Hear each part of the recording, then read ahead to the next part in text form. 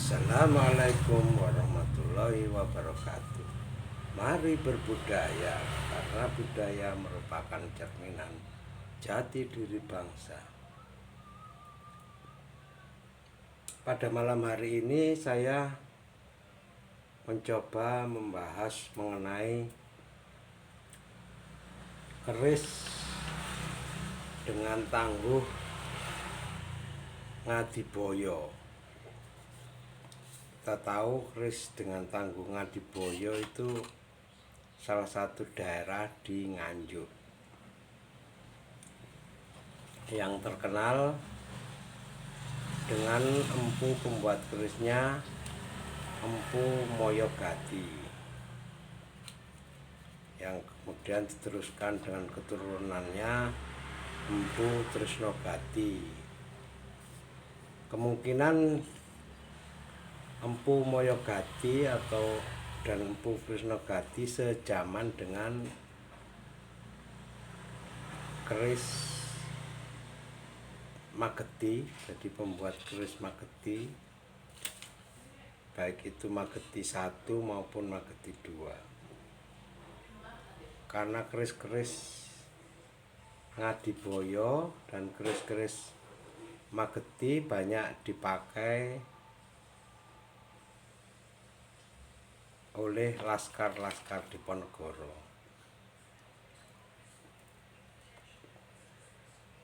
Kita lihat penampakan dari keris dengan tangguh Ngadiboyo.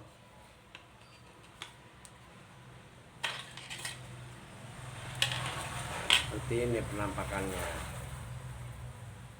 Kita tahu bahwa keris-keris dengan tangguh Ngadiboyo atau Nganjuk ini biasanya umumnya keris berupa keris-keris lurus, berdapur tilam atau brojol. Kebetulan untuk keris Ngadiboyo ini berdapur brojol,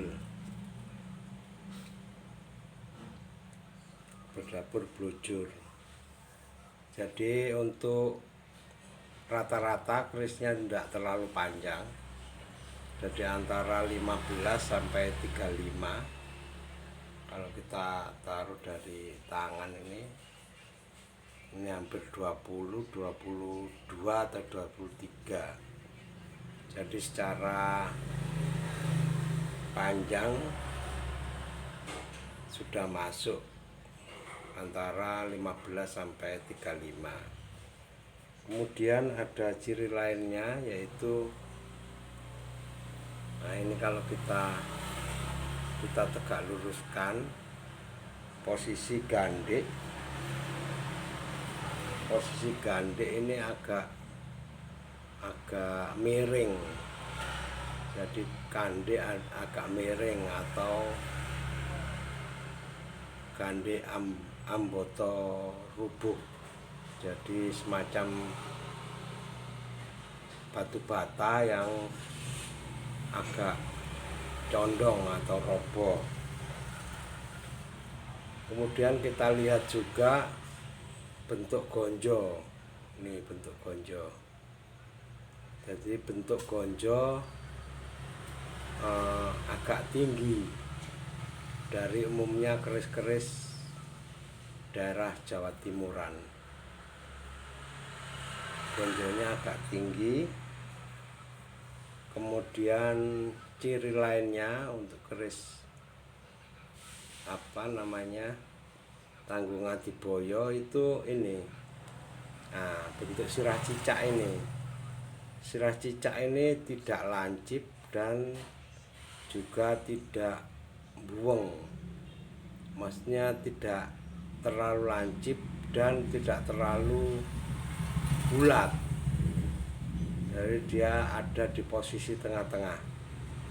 Posisi agak lancip tapi ada bentuk oval di sudutnya. Jadi pertengahan lah.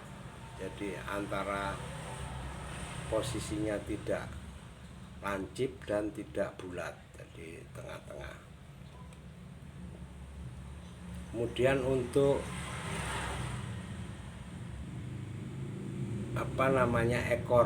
ekor ganjo itu cenderung besar atau mekrok atau buntut urang.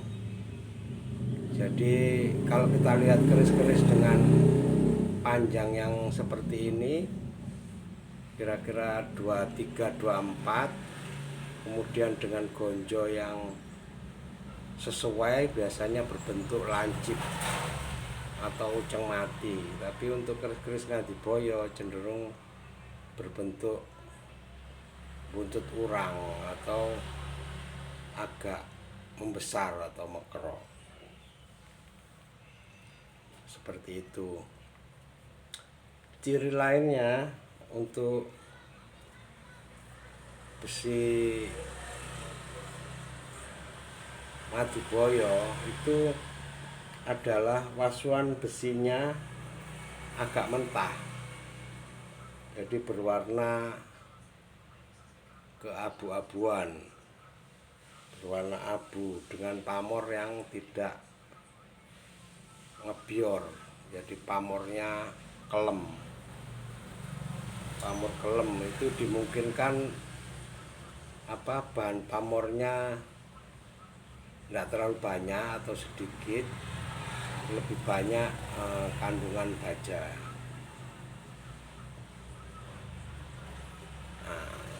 Ciri-ciri untuk keris Ngadiboyo itu tadi. Jadi umumnya kerisnya berbentuk lurus, apakah itu dapur tilam atau brojol. Kemudian gandek cenderung miring atau ambata rubuh. Kemudian gonjo cenderung tinggi atau tebal. Terus ujung sirah cicak ini posisi pertengahan, jadi tidak lancip dan tidak membulat, jadi ada posisi di tengah-tengah. Kemudian belakang gonjo cenderung besar atau berbentuk ambuntut urang. Kemudian wasuan besinya terlihat tidak terlalu ngebior untuk keluarnya pamor, dan lebih berwarna ke abu-abuan, jadi warna keabuan, abu-abu maksudnya, karena kandungan pamor kurang banyak, mungkin kandungan baja yang lebih banyak. Bisa dikatakan seperti itu karena pada masa-masa perang Diponegoro kegunaan keris Ngadiboyo maupun Mageti biasa dipakai untuk senjata perang, baik itu sebagai kerisnya, senjatanya, atau mungkin sebagai tombak. Kemudian ciri lainnya adalah untuk pesi biasanya agak besar dan terdapat tetenger. Ini kita buka ya. Nah ini.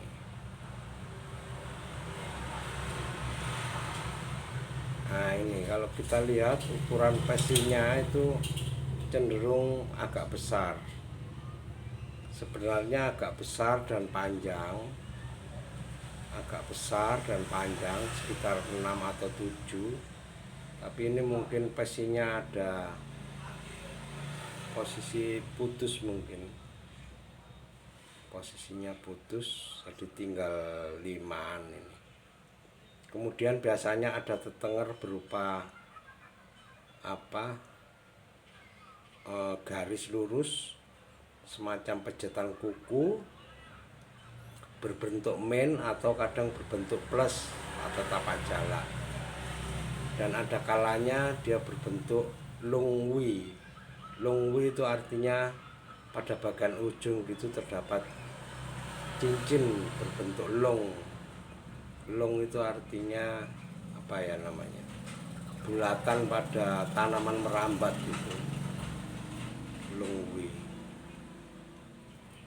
kondisinya seperti itu.